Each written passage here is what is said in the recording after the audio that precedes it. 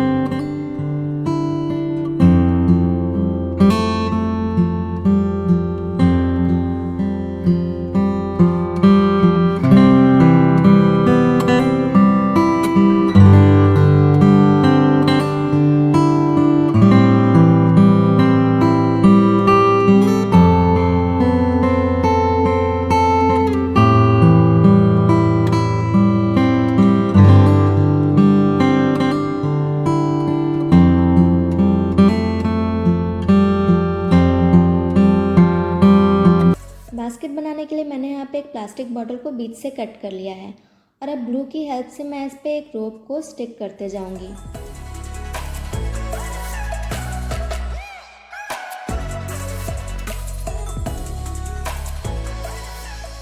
और हमारी बास्केट बनके रेडी।